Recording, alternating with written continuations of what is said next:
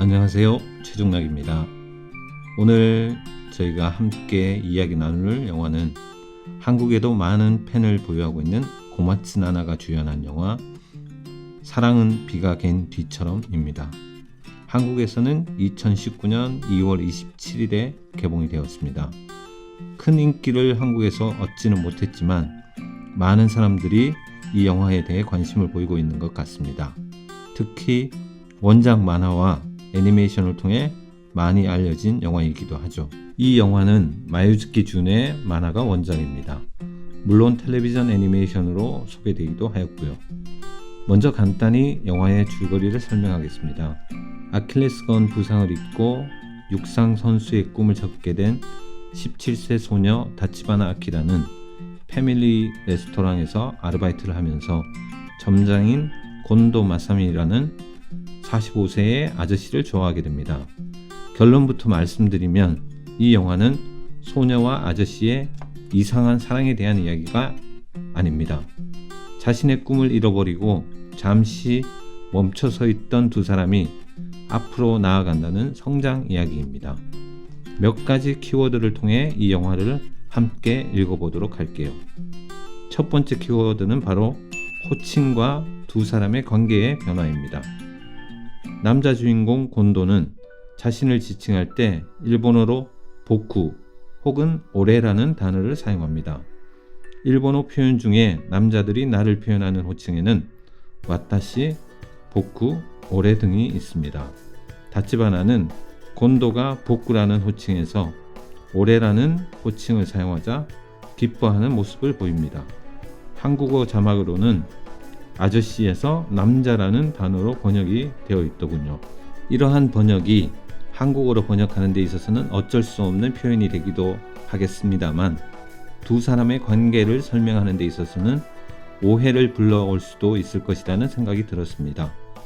일본의 한 조사에 의하면 가족, 연인, 친구에게 남자들이 보통 사용하는 나에 대한 호칭이 오레라고 하는 경우가 59%, 보쿠가 22%, 자기 자신을 뜻하는 지분이 6%, 와타시가 6%라는 결과가 있습니다.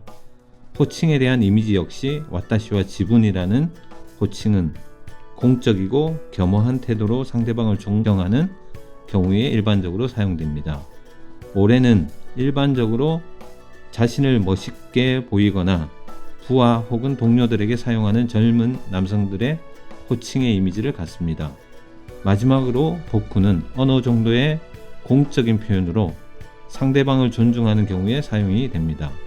영화 속에서 곤도가 호칭을 보쿠에서 오레로 바꾸는 것은 두 사람의 관계의 거리감이 좁혀진다는 의미이지 아저씨에서 남자의 관계로 변하는 것은 아닙니다. 그리고 영화 속에서 부상을 입은 다치바나가 곤도를 처음 만난 곳은 겨울비가 내리는 어느 날 패밀리 레스토랑입니다. 목발을 짚고 힘들게 와서 홀로 앉아있는 다치바나에게 곤도가 다가와 그냥 비가 그치기를 기다리는 건 따분하잖아요 라고 하면서 커피와 설탕을 함께 건넵니다.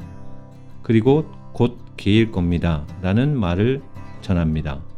이후 다치바나는 그곳을 자주 찾게 되고 결국에는 아르바이트도 하게 됩니다. 곤도와 다치바나는 단순히 나이를 초월하는 사랑하는 관계가 아니라 좌절을 경험한 사람에게 서로 격려를 전하는 어른과 청소년의 관계이고 희망을 전하는 관계입니다. 두 번째 키워드는 아쿠타가와 유노스케의 소설 라쇼몽입니다. 이 영화에서는 몇 장면에서 직접적으로 라쇼몽의 내용이 언급되거나 책이 클로즈업 됩니다. 많은 분들이 아시듯 라쇼몽은 아쿠타가와 유노스케의 단편 소설입니다. 이 소설의 기원이 되는 것은 일본의 해안시대 말기에 만들어진 금석 이야기집이라는 설화에서 기원을 찾을 수 있습니다. 그리고 1950년 구로사와 아키라 감독의 영화 라쇼몽으로도 유명하지요. 물론 영화 라쇼몽은 아쿠타가와 유노스케의 또 다른 소설 덤플숲과 라쇼몽을 합쳐서 만든 작품입니다. 저는 이 영화에서 왜 라쇼몽이 인용되었는지 그리고 소설 라쇼몽과 이 영화가 어떤 관련이 있는지에 대해 조금 생각해 보았습니다. 소설 라쇼몽은 주인에게 해고된 하인이 생활고로 도둑이 될 결심을 합니다. 하지만 도둑이 될 용기가 나지 않지만 뱀고기를 물고기라고 속여 판 죽은 여성의 머리카락을 잘라 가발을 만들어 자신의 목숨을 연명하는 노파의 모습을 목격한 후 하인은 도둑이 될 용기를 얻게 됩니다.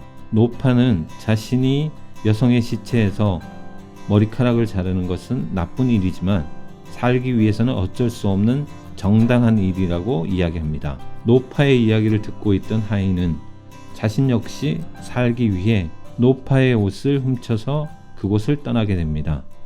이처럼 라쇼몽은 인간의 극단적인 이기주의에 대해 이야기하고 있습니다. 소설과 영화가 만들어진 시대와 관련지어 여러 가지 이야기를 할 거리가 있겠지만 이것은 다음 기회로 미루어 두겠습니다. 영화 사랑은 비가 갠디처럼에서 인용된 라쇼몽은 살기 위해서 이기적인 도둑이 되는 것이 아니라 인간으로서 다른 사람의 삶을 존중하며 성장해 나가야 한다는 내용을 다루고 있다고 할 수 있습니다. 육상 선수의 꿈을 잃어버린 다치바나와 소설가의 꿈을 잃어버린 패밀리 레스토랑 점장 곤도는 비가 내리는 라쇼몽 아래의 노파와 하인의 비인간적이고 이기적인 행동과 달리 비가 갠 뒤에 각자의 자리에서 성장해 나가는 모습을 보여줍니다.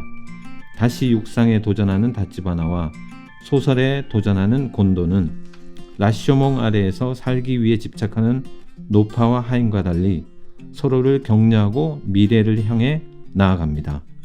이러한 내용처럼 사랑이라는 것은 비가 내리는 라쇼몽 아래에서 자신이 살아남기 위해 선택하는 이기적인 욕망이 아니라 비가 갠 뒤에 생겨나는 이타적인 성장으로 표현됩니다.